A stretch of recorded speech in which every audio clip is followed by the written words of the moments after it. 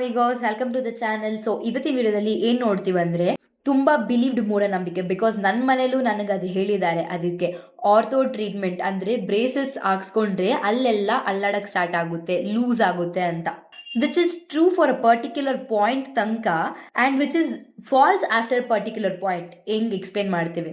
So ಯಾಕೆ ನಾವು braces treatment ಮಾಡಿಸ್ಕೊತೀವಿ ಯಾಕಂದರೆ ಅಲ್ಲಿ ಸೊಟ್ಟ ಬಂದಿರುತ್ತೆ ಅಂತ. ಸೊ ಯೂಶಲಿ ನೋಡಿ, ಇವಾಗ ಜಸ್ಟ್ ಇದೊಂದು ಅಲ್ಲಿ ಹಿಂಗೆ ಸೊಟ್ಟ ಬೆಳೆದಿದೆ ಅನ್ಕೊಳ್ಳಿ, ಹಿಂಗಿರ್ಬೇಕಾಗಿರೋ ಅಲ್ಲಿ ಹಿಂಗೆ ಬೆಳೆದಿದೆ. ಸೊ ನಮ್ಮ ಬ್ರೈನ್ ಏನಾಗುತ್ತೆ, ಆಟೋಮೆಟಿಕ್ ಆಗಿ ಈ ಅಲ್ಲಿ ಹಿಂಗೆ ಅಂತ brain will take it out inside.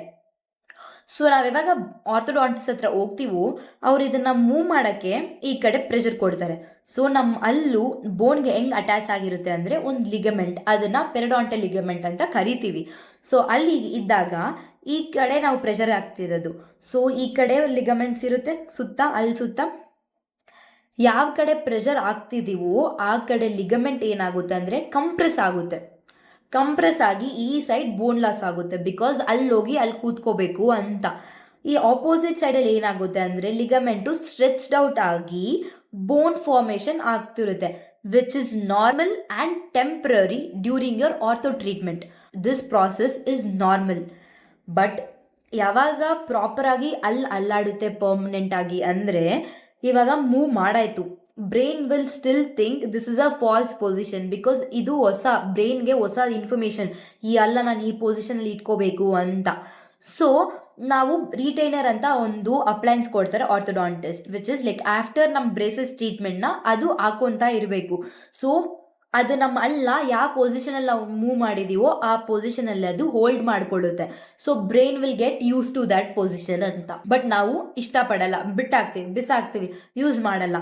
So ಅವಾಗ ಆಟೋಮೆಟಿಕ್ ಆಗಿ ಈ ಯಾವ ಪೊಸಿಷನ್ಗಿತ್ತೋ ಆ ಪೊಸಿಷನ್ಗೆ ಶಿಫ್ಟ್ ಆಗೋಕ್ಕೆ ಚಾನ್ಸಸ್ ಇದೆ. ಸೊ ಆ ಟೈಮಲ್ಲಿ ನಿಮಗೆ ಅಲ್ಲಿ ಮೂವ್ ಆಗ್ತಿದೆ ಅಂತ you people will think. First reason. Second reason, during ortho treatment braces ಹಾಕ್ಕೊಳ್ತಾ ಇರೋ ಸಮಯದಲ್ಲಿ ಬ್ರಷಿಂಗು ನಾವು ನೆಟ್ಟಿಗೆ ಮಾಡಲ್ಲ. ಬಿಕಾಸ್ ಇಲ್ಲೆಲ್ಲ ಬ್ರಾಕೆಟ್ಸ್ ಇರುತ್ತೆ, ತುಂಬ ಇರಿಟೇಟ್ ಆಗುತ್ತೆ, ಬ್ರಷ್ ಕರೆಕ್ಟಾಗಿ ಹೋಗಲ್ಲ. Will not brush twice, 2 times brush ಮಾಡಬೇಕಂತ ಕಂಪಲ್ಸರಿ ಹೇಳ್ತಾರೆ. But we don't follow. ಒಂದು ಸತಿ ಅಷ್ಟೇ ಬ್ರಷ್ ಮಾಡಿ ಬಿಸಾಕ್ತೀವಿ.